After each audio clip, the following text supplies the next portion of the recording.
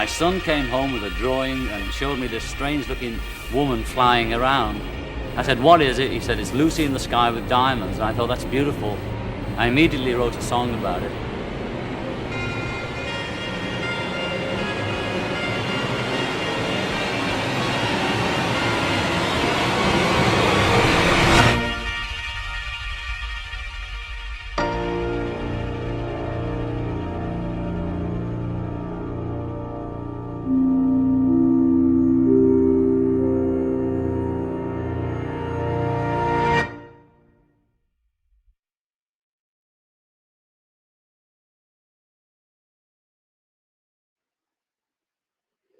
Hello everyone, welcome to our visual design live stream. My name is Liz Clayton. I use she, her pronouns. I'm the marketing and communications manager at Bluecoats, and I'm the moderator of tonight's discussion.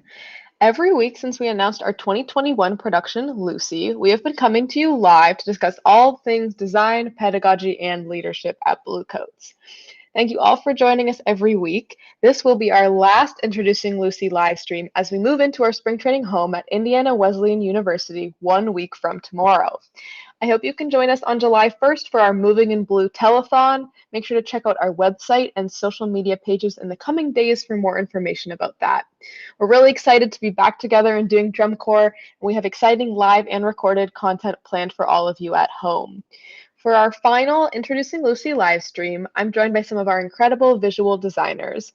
I'm excited to introduce John Vanderkoff, Bluecoats' artistic director and visual designer, Michael Rayford, our scenic designer, and Greg Lagola, our costume designer and choreographer. So I'll let everybody say hello quickly, and then we'll dive into some questions. And of course, if any of you watching have any questions, feel free to drop them in the comments, and we will ask them as we go. So we'll get started with John here if you just want to say hello. Hey, everybody.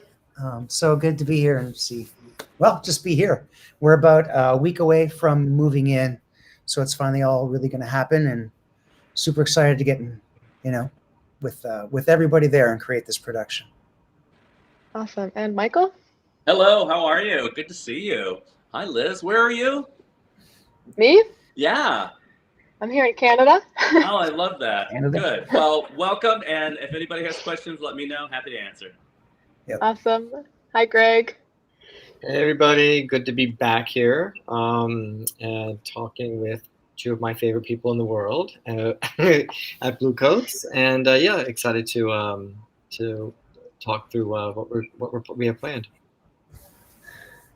Awesome. Perfect. Thank you all very much. We do have lots of hellos in the comments already, so lots of people tuning in and saying hi. Very exciting. But we'll get started here. The first question I have is there a section of the show you're most excited to see come to life on the field this summer?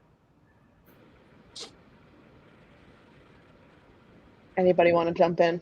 Anybody can go. John was first. I was first, so I get to go. Oh, man.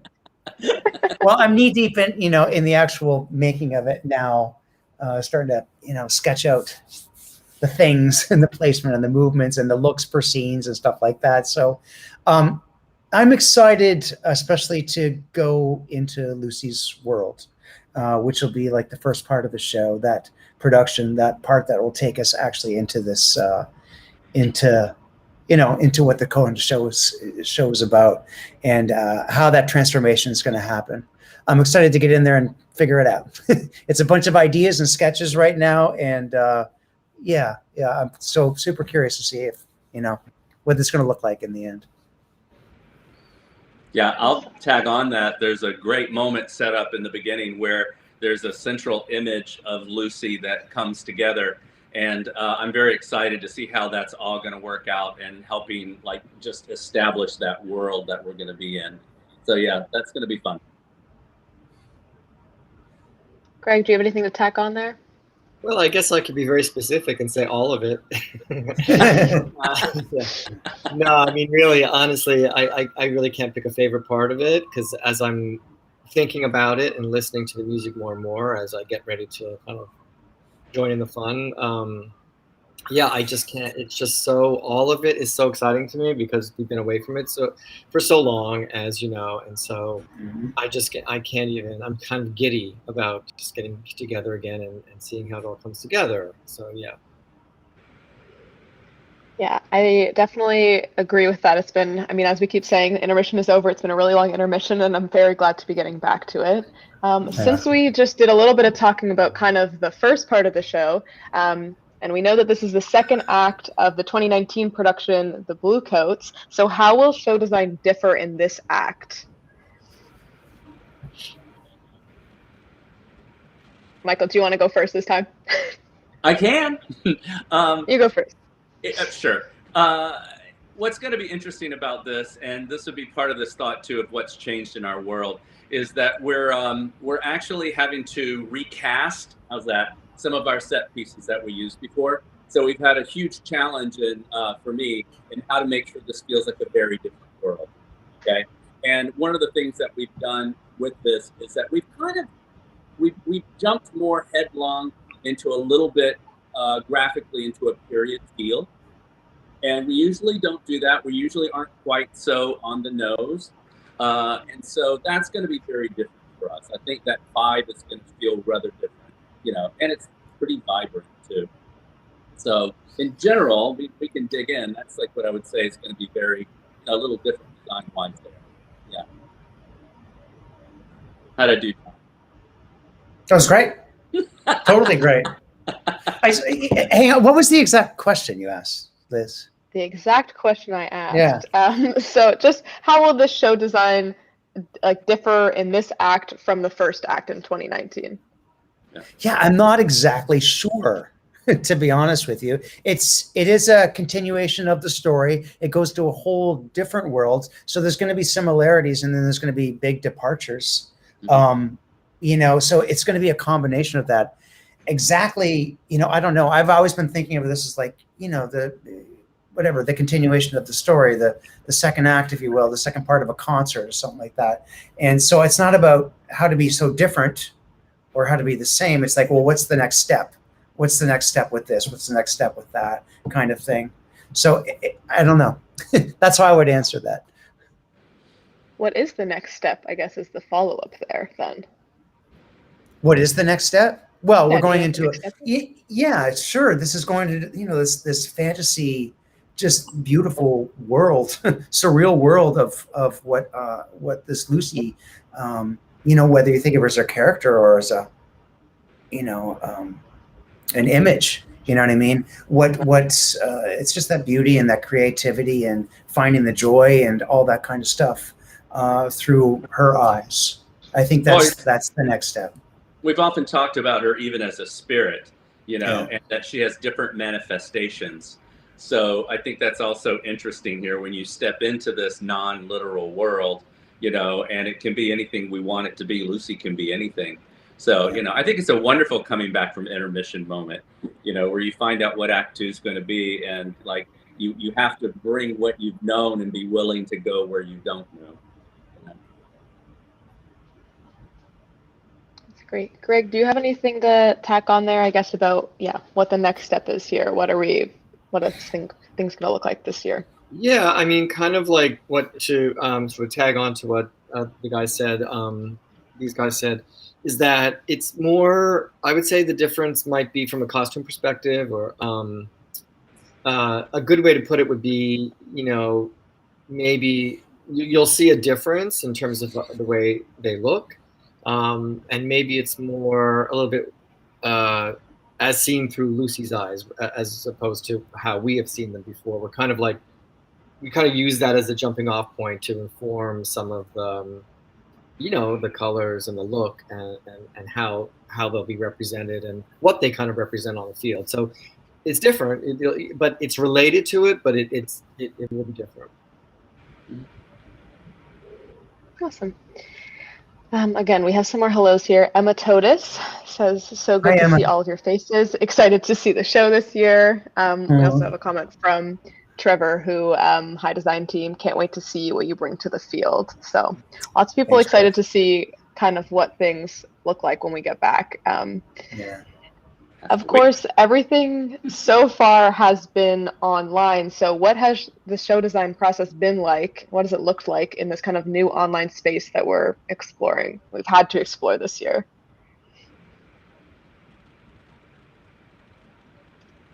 Good I question. think Greg gets to go first. There he goes. Okay, Greg, you can go first. Okay, I'll go first. Whatever. How's the design process different because we've been online, right?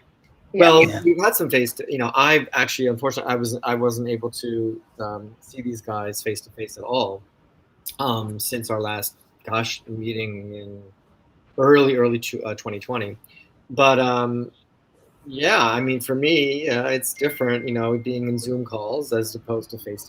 But we've worked through it and embraced what we had to embrace to make it happen. I, for one, am not a huge fan of continuing, Zoom extravaganzas. But yeah, so it's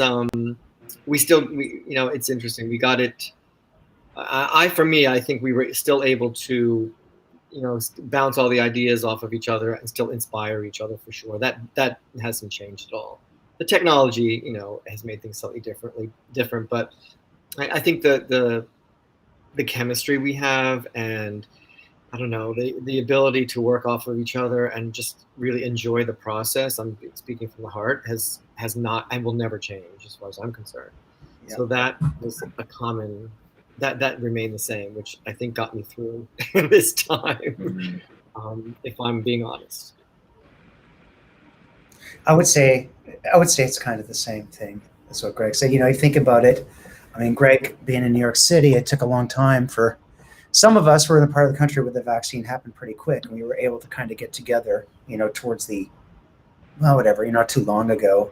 And some areas took a long time because there's so many people live in New York City. Or Doug, our brass arranger, who is still stuck in Canada, and with any luck, starting July 5th or something, he'll be able to come down. But it's these are my best friends, all these guys, and we create together. We're lucky to get all that together in one thing. So you miss that in-person chemistry. Sometimes jokes, depending on internet speed, especially with Doug, they don't quite land like they usually do. Especially for some reason, Doug's internet is something special. Yeah. But we've established this camaraderie, and we know how to do things, and we can kind of know how each other thinks or how we're going to respond. So we have that familiarity, and I think had this had to go on for years and years like this, I don't know, but it was 1 year, and I felt like, in the end, it's all going to be great. It's going to be great. It's going to be great. And the creative process, I don't know maybe some things are better. Maybe some things are more challenging. I guess we're going to find out soon enough what that'll, whether we've been able to be as detailed as we usually are. But so far, yeah, looking forward to seeing everybody. And I feel like that's going to happen really soon. Yeah, that'll be great. I think the thing that's hardest is when you're together for 3 days, there's a compression of conversations that happen and interactions, and you can walk back in the room in an hour and go, hey, I had an idea, et cetera, et cetera. But when you're on a Zoom call, and then the next week you're on a Zoom call, and then the next week, those things don't happen in that same compression and that same energy, So I think, again, and what John said, because we've known each other and worked together for a long time, we can make it work, but nothing replaces that being in the room. It really is that difference of walking around the corner and walking back and running away and coming back and dodging out, going, oh, hey, oh, hey. We do a lot of oh, hey. Oh, hey. Yeah. That's great. I'm excited to see how things look when we are back. It's, we're a day and a week away from when all the members will be moving in. So I'm really excited to see how things all come together. Yeah. We had a question earlier on from Joshua saying, are there going to be any insane props for the drum line like 2016? So Michael, I'm wondering if you can comment a little bit maybe more broadly on just what the set design process has been like. This is our first time meeting with you. We've talked with Greg and we've talked with John so far, but this is our first time talking with you, our scenic designer. So Sure. The process has been really interesting. Again, this is a launching off point from where we were. And then how do you take it? And, this whole idea that you've entered a world, a door closes, a door opens, and now you're in a different world. It's like the Wizard of Oz. You're in the black and white, then you're in the color, side of it. Again, part of what I think any good design process is you take in the situation. And in this situation, sorry to say, there are no new set pieces. A set piece is something that provides an environment where we stand on, something like that. Just, that's what we are in all of my worlds. Okay, a prop is something you hold. So a flag is actually a prop. All of our stages are set pieces. So we are using the same set pieces. We have a very different arrangement of them. We have a very different system of tarps that will help define the field. And so that is what we're working with in terms of our physicality. So I'm sorry, drum guys, no new crazy props or set pieces. All right. Yeah, but wait till you hear the music. Wait till you hear the music. You're going to be Yeah. super fine, Yeah. especially drum folks. We're going to be super fun. So what we basically did this time, I dove headlong more into the artists of the period, and we made file after file after file of all the art. And then there was kind of a boiling down between what we were all being attracted to and what Greg was being attracted to in the costumes and where I was looking at the set. And then we started setting about finding our particular windows. The way I did it, I actually took months to draw my own language and start figuring out what that was. So it's kind of, I took a lot of things from the period and created my own language and drew version after version after version after version of what our central stage would look like. And then everything came from that. Very inspired by the lyrics of Lucy, the marmalade skies, the kaleidoscope eyes, the cellophane flowers of yellow and green. So between the set and the flags, they all reference that imagery. And then you'll have to wait and see how it's all drawn, cut, and pasted up. Yeah. That's great. Greg, I wonder if you could talk a little bit about the process for costume design as well. I mean, we talked a little bit about color guard. We talked a little bit about Lucy last week in the color guard live stream, but we didn't really get to talk about your design process in terms of doing costume design. Yeah, so it was a bit different, as I kind of alluded to earlier. The perspective from which we are looking at the guard members this year is different than the last time we did kind of, it's the part one of this, if you will. So I had to think of them just a little bit less, I would say maybe representational and more abstracted a bit. I felt that was perhaps a better way to go with this, and based on a lot of the things that Michael was exploring as far as graphics are concerned and the colors and all that. We this time, I think a lot, maybe even more than the first time around. I'm not, Michael could answer that, but I think this time we ended up bouncing a lot of things off of each other more frequently, because the colors, the balance of not just color, but the textures and the silhouettes and line work and the kinds of things that we all talk about when we design, whether it's a set or a costume, what have you. That process was a little bit different this time, and I guess the best I could say would be, for me, it was, I was thinking of them a bit more abstractly, as opposed to, alluding to specific silhouette details, which we did in 2 years ago with some of the graphics and such. So I looked at that, I think, differently based on what was happening with the set and what was happening with the overall design direction and how we were thinking about this and like the space, the world we wanted to create in terms of Lucy, and that's what I can say about that. It just kind of looked at them, as having a different role to play as far as conveying the message, through what they look like and their colors.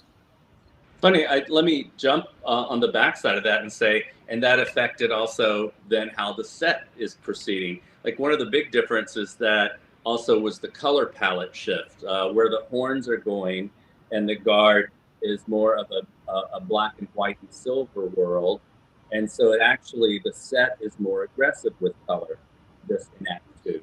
In Act 1, the horn line in the blue and the color guard and all the orange and blues and everything else, the set pulled back a little bit and set behind that a little bit more. So it's going to be a different dynamic of how those things, who's atmospheric and who has visual information. So it's kind of jumped around a little bit. So I think it's going to present a very different dynamic as the whole, in terms of the whole field. Well, you got me intrigued now. I'm excited to see it all happen. So I'm sure everybody at home is also very excited to see it all come together. John, we talked to you last during actually our first live stream, right after we announced the show to the world. So I'm wondering a little bit about like what's happened in the past few months. It's been, I guess a couple months now since we did that first live stream, since we first announced the show, shared that we would be doing Lucy with the World. What's been going on? I think a whole lot of reality has happened. And what I mean by that is when we announced, I think we just really recently learned that DCI was going to happen, that some sort of summer was going to happen. And even then there was, all these stipulations and, all these, the testing, and we didn't know what it was going to be like, the face mask, how is this all going to happen? Is people going to be able to come to DCI? And like so much has monumentally changed since we announced with our country and the CDC guidelines and just things opening up, that I guess things became a lot more real. And because of that,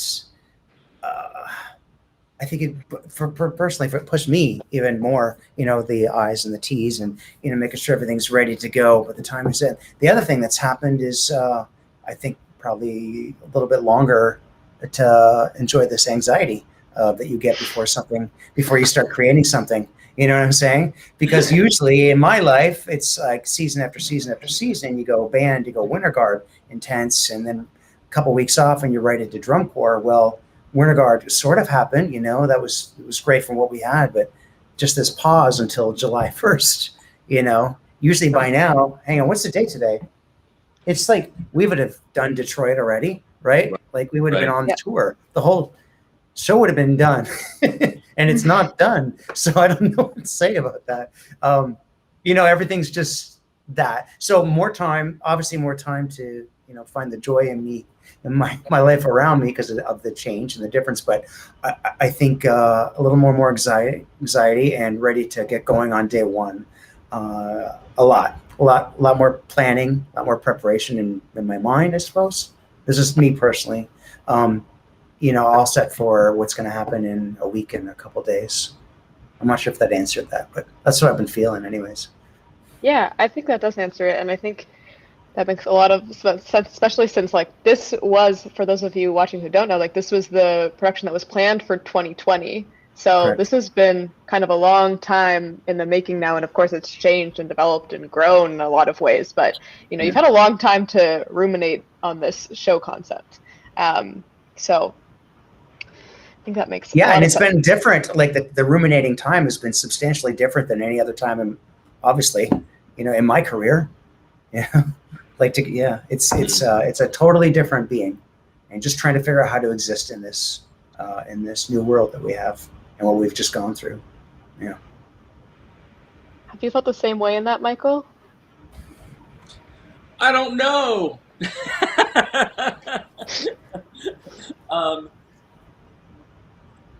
Yes. Yeah. I mean, it's all been a very crazy process in that. In our, I think the hardest thing was is it going to happen? Is it not? And your point as an artist is attachment. And attachment's very important. And when you know that it's happening, then there's an excitement. But because of the COVID, there's a constant, there's been second guessing. I think it's only really sunk in the last month that it's really going to happen.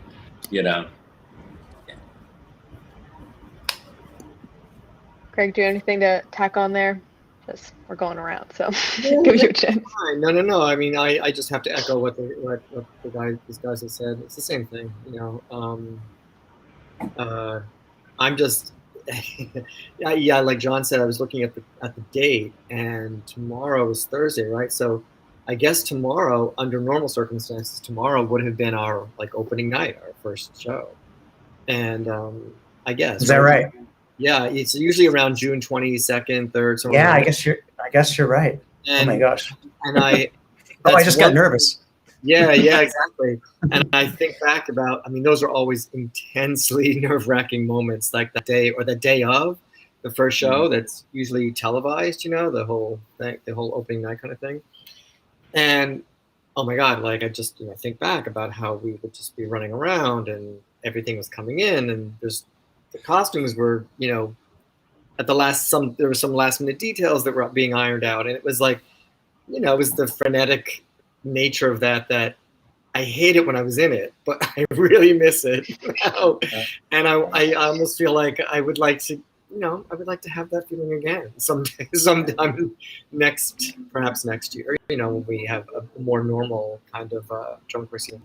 But yeah, so we're just exchanging that sort of anticipation for something else this year. That's all. But yeah, so today would have been the official kickoff of drum corps. Happy not gone through this time, but here we are. So It's pretty crazy to reflect on. Yeah, because it definitely would have been around this time. We are nearing the end of our time here. It's really flown by, but I'll give you all a chance if you have anything else that first of all, Millsap loves Bluecoats so much. We love you too, Millsap. But if anybody has any kind of last things, last little moments that they're excited about, maybe like the first thing that you're the most excited about happening when we're back in person, we'll go around. We'll do the same order that we started in. So John, if you want to start here. Yeah. To see performers, to be in the space with, first of all, with all my Bluecoats team, but just to have, kids together, all for one common purpose.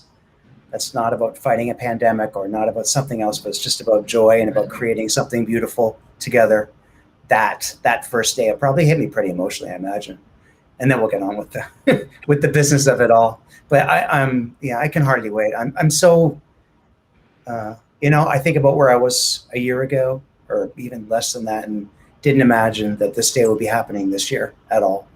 So thankful, incredibly thankful for all the people on this planet that made this happen. And, I'm going to, just soak in that joy for a little bit, and then just great to spend whatever it is, 31 days putting together something with a bunch of great people, and laugh again together in person. So Michael, do you have anything? Yeah, it's honestly, it's going to be my versions of all of what he's saying. It's number one, the people. The first thing I thought of is like, I also do the performance workshops for the performers, and having to cram that in a short amount of time, but just getting in the room with everybody and quickly going, who are you? Where are you from? How is this? I can't wait for that. I can't wait to see all this, the energy and the sparkling eyes and all that. Of course, it's great when you open the packages and all the things come in, and that's great too. But there's something for all of us who work in, we've all worked in various forms of performing arts, indoors and outdoors. And there's something about the tech process, the process of actually putting the show on the field and bringing it together, that is like the most satisfying part of our lives as artists and performing arts, because that's when our work comes to life. And that's when you get that whole circle that comes together and you get that thrill and energy. So I can't wait for that. Just to sit back and go, cool, I'm done good. Yeah. Craig, do you have anything? I mean, the same thing. I mean, like John was saying, I will be crying. There's no question about it. As soon as I get in front of everybody and I'm with the rest of the staff, I haven't seen as well for such a long time, and that we're in a space together, creating together and doing something that we all love. I'm just getting emotional now thinking about it a little bit. So we're gonna probably get hugs and tears a little bit, and then we're gonna get on with it. And it's gonna be great. So, Perfect. Well, thank you all on the call for joining me tonight, and thank you everybody who's watching from home for joining us tonight and chatting in the comments. Definitely make sure to stay tuned on the Bluecoats website and Bluecoats social media channels to see what we have. Again, we're moving in a week and a day, so we will be doing a telethon on that first day, July 1st, and we'll have tons of other content. So make sure you're keeping up to date on our website and on our social media channels. But thank you all for joining me. And thanks everybody who joined us every week for these Introducing Lucy live streams. It's been lovely. Yeah. Right. Thanks, Thank you. everybody. Bye. Thank you. Bye, everyone. everyone.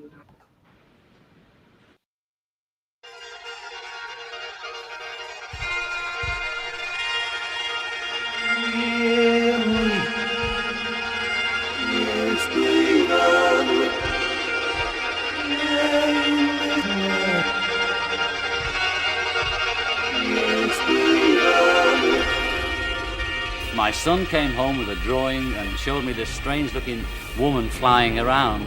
I said, "What is it?" He said, "It's Lucy in the sky with diamonds." And I thought, that's beautiful. I immediately wrote a song about it.